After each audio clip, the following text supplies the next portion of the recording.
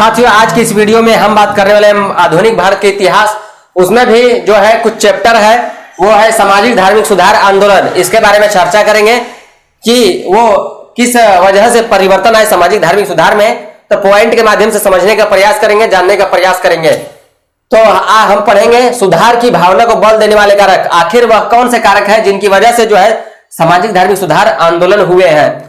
तो हम पढ़ेंगे ब्रिटिश शासन का प्रभाव, इसके अंदर पढ़ेंगे सामाजिक दशा एवं रूढ़िवादिता के कारण सुधार। रूढ़िवादी विचारधारा कुछ ऐसी प्राचीन परंपरा या प्राचीन सोच ऐसी होती है, रूढ़िवादी सोच होती है, जिसको हम मतलब कहते हैं कि यह तो हमारी प्राचीन परंपरा है, तो जिसको बदलने के लिए वो मतलब होते ही नहीं है तैयार।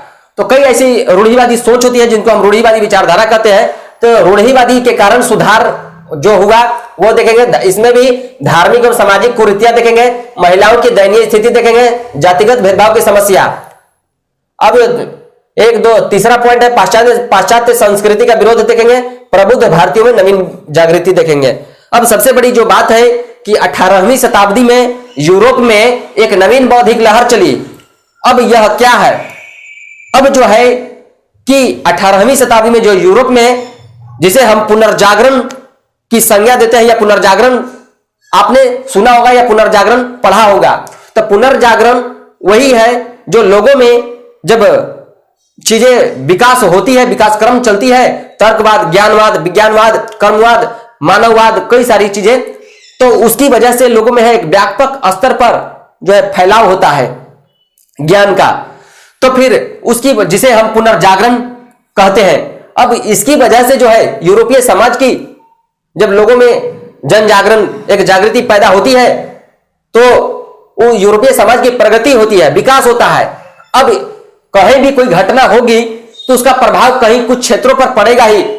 अब खिलाफत आंदोलन दूसरे देशों की थी, लेकिन भारत पर भी उसका प्रभाव पड़ा ही था। खैर यह अलग टॉपिक है। भारत, अब इसका जो पुनर्जागरण है, यहां पर भारत में भी कई सारी चीजें जब हम देख रहे होते हैं, हमारे भारत की जो लोग थे वो देख रहे थे, तो उनमें भी कई सारी चीजें समझ में आई। तो तर्कवाद, विज्ञानवाद, मानववाद, यहां भी लोगों के अंदर जो है एक जन जागरण हो रहा है, क्योंकि इसी का परिणाम है आज बहुत सारी परिवर्तन जो हम देखते हैं आज, तो वो उसी का परिणाम है। तो भारत का जो शिक्षित वर्ग हुआ करते थे उस समय, उन्होंने भी इस चीज को समर्थन दिया और तर्कवाद, विज्ञानवाद, मानववाद, कर्मवाद के माध्यम से एक प्रारंभ हुआ।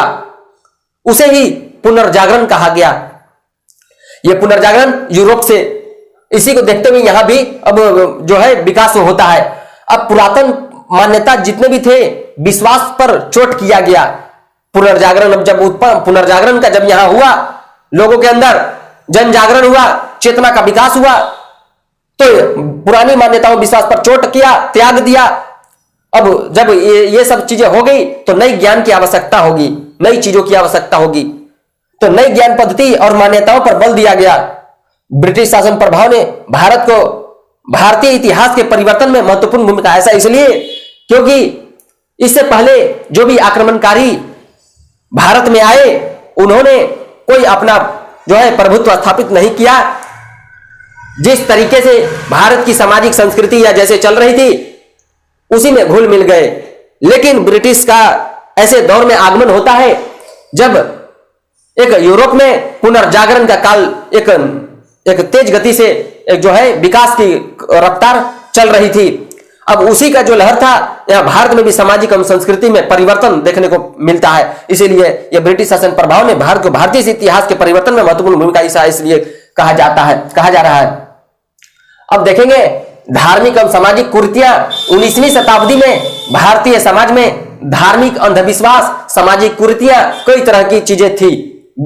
व्यक्ति पुरोहित समाज का वर्चस्व था, जन सामान्य पर जो था कर्मकांड तथा निरर्थक, कोई जिसका अर्थ नहीं, वो धार्मिक कृत्य के माध्यम से जन सामान्य पर शिक्षा, ज्ञान, धार्मिक क्रियाकलाप को ही अपना, माने जो पुरोहित समाज का जो वर्चस्व था, उन्होंने शिक्षा, ज्ञान, धार्मिक क्रियाकलाप को ही अपना विशेषाधिकार समझते थे और इनका मानना था। और इसके माध्यम से जन सामान्य के मानव मस्तिष्क में अपना प्रभुत्व स्थापित कर चुके थे। तो यह भी एक प्रकार की कुरीतियां ही थी पुरोहित समाज का। महिलाओं की दयनीय स्थिति, समाज में अगर कोई निम्न स्थिति थी तो उसमें स्त्रियों की थी, लड़की का जन्म अपशकुन माना जाता था, लड़की का विवाह एक बोझ श्राप समझा जाता था, बहु विवाह प्रथा थी, जो बूढ़े व्यक्ति थे वो कम उम्र की लड़की से विवाह करते थे। कुछ चीजें तो आज भी जो देखने को मिलता है, सती प्रथा था। सती प्रथा जो थी कि किसी भी महिला के पति की मृत्यु हो जाती थी तो उसकी जलती चिता में महिलाओं को भी जो था जबरदस्ती था वो सती कर दिया जाता था। तो वो सती प्रथा थी। सती प्रथा को राजा राम मोहन राय ने शास्त्र की आड़ में इसे हत्या कहा। अगर यह सती प्रथा से कोई स्त्री जीवित बच जाती थी तो उसको अपमान, तिरस्कार, उत्पीड़न में ही जीवन व्यतीत करना पड़ता था। जातिगत भेदभाव की समस्या मौजूद थी। निचली जाति को घृणा की दृष्टि से, अस्पृश्यता की भावना थी, छुआछूत, भेदभाव अब जो थी, अब जन जैसे कि चेतना का विकास होता है तो व्यापक स्तर पर कई सारी चीजें विकास होती है, परिवर्तन आता है। तो उसी तरीके से जब हम देखते हैं कि व्यापक स्तर पर जातिगत भेदभाव की समस्या उत्पन्न हो रही है तो व्यापक स्तर पर यह भी फैलेगा। तो जो थी समाज में हर धर्म में, अब धर्म में भी कई जातियां हैं, अलग अलग धर्म है तो उसमें भी अलग अलग जातियां। अब हिंदू धर्म है तो हिंदू धर्म में भी कई तरह की भेदभाव आज भी है, आज भी कुछ चीजें देखने को है। तो उसी तरीके से थी, वहां पर विद्यमान थी।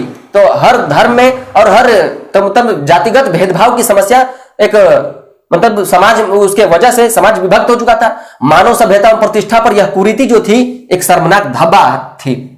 प्रबुद्ध भारतीयों में नवीन जागृति, आधुनिक पाश्चात्य संस्कृति एवं विदेशी शक्तियों को पराजित करने की चेतना ने जागृति की नई किरण फैलाई।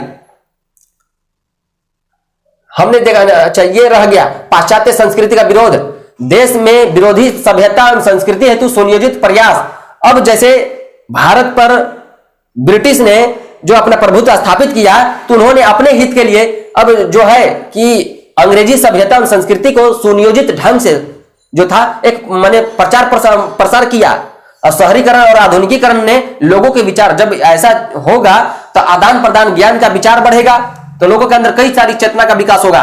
तो लोगों के विचार को प्रभावित नवीन विचार की वजह से भारतीय संस्कृति प्रसार की भावना तथा ज्ञान का प्रसार हुआ। अब देखें, प्रबुद्ध भारतीयों में नवीन जागृति, आधुनिक पाश्चात्य संस्कृति एवं विदेशी शक्तियों को पराजित करने की चेतना ने जागृति की नई किरण फैलाई।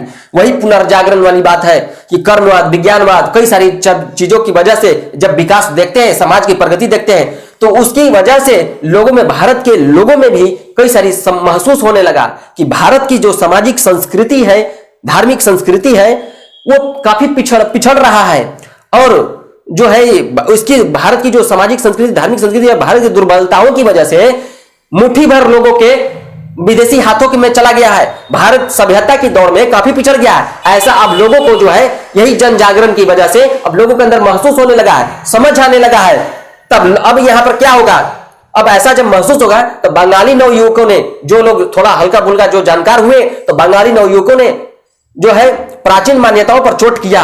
राष्ट्रवादी भावनाओं के विकास, नई आर्थिक शक्ति के अभ्युदय, शिक्षा के प्रसार, आधुनिक पाश्चात्य मूल्य, कई सारी बातें होगी।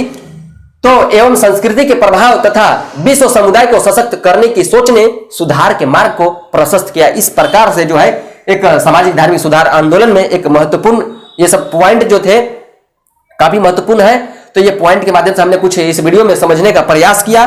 तो इसी से रिलेटेड अभी और भी कुछ चीजें बची हुई है, तो अगली वीडियो में जानेंगे। तो इस वीडियो में इतना ही, धन्यवाद।